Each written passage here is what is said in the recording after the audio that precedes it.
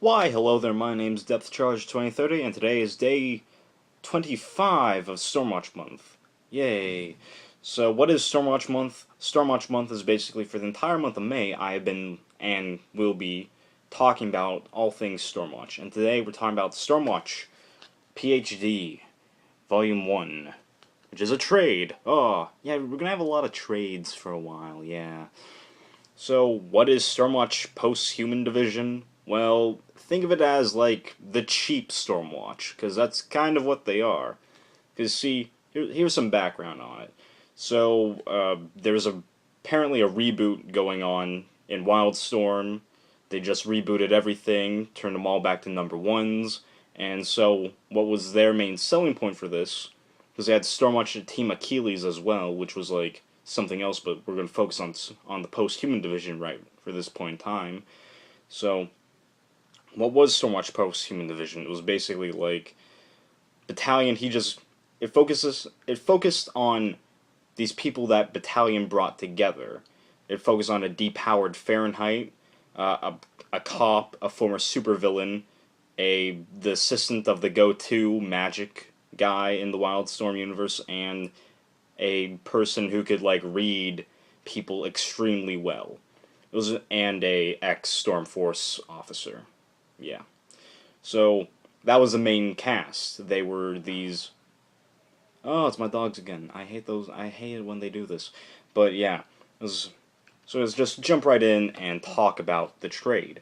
It opens up with, well, Battalion in this prelude, kind of just talking about how he's going to bring this team together and be like, yeah, we're going, because, we're suffering budget cuts. Yay! We need to be less costly and and just find out ways how we could disable post-humans for cheap. Yay! Budget cuts. Yay! And then it just goes on this fight in Manhattan. My God, there's a lot of things going on in Manhattan lately. And then Fahrenheit, she gets knocked out. This leads her to get depowered, and so this one police officer, he's like Battalion's go-to guy to lead this team. He gets like all these like survivors from this fight together, some people who just like had a role in the fight, and some other individuals who had connections to players in the fight in Manhattan to just join together and make this team.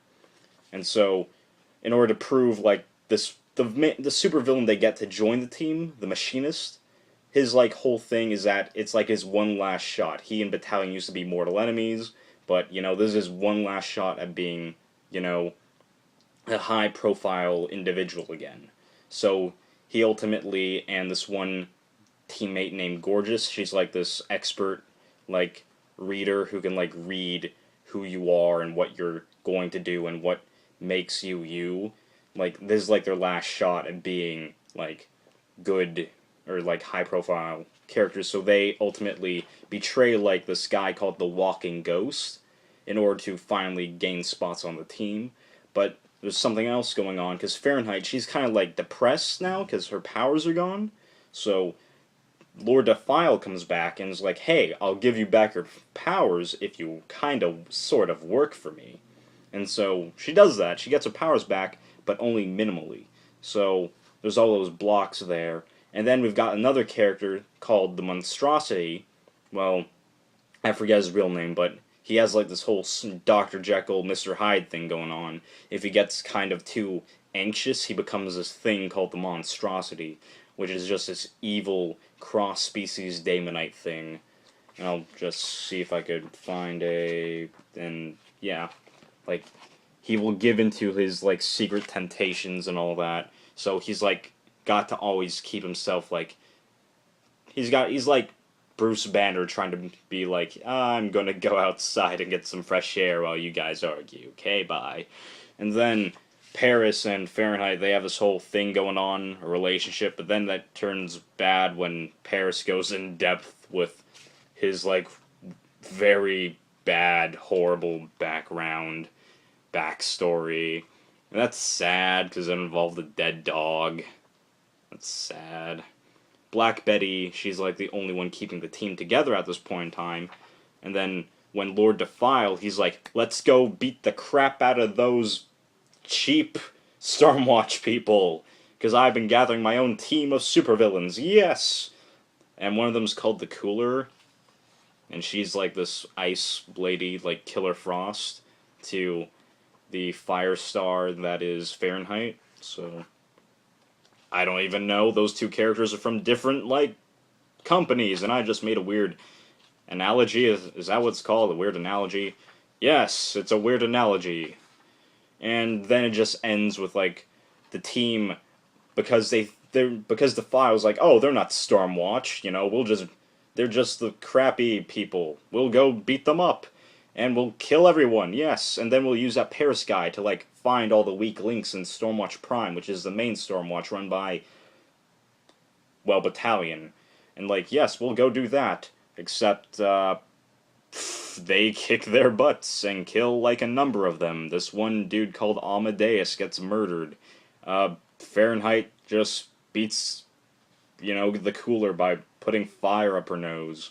And then, basically, it ends with, like, Battalion talking to Fahrenheit, being like, oh, it's okay, you know, they were, like, mind-controlling you, it's cool. And she's like, oh, yeah, it must be that. Okay, thanks, Jackson, I'll go see you later. But then Jackson turns to his, like, cop guy who's, like, in charge and is like, no, she wasn't mind-controlled. She was just very susceptible to being told what to do. But you know what? Fahrenheit's a good friend. I'm not going to do anything to her, so this stays between you and me, and yeah, that's the end. So, what I think about the trade, the art was good. It was some good art. I gotta give that to the artist. But the story itself, it was intriguing. It was like it was like a new take on Stormwatch, which I was like, hey, that's cool. That's also some stuff. But it left with the small doses of, like, the main Stormwatch people that I've kind of read a lot on, like, through Stormwatch Month. I've just been like, but I want to see more of that guy. Blade Master, he was only there in, like, Force of Nature, because I had no other issues, and he's dead now. That sucks, because Blade Master was kind of cool looking, and he had swords. No one else had swords, and, like, yeah, but it was very, I'm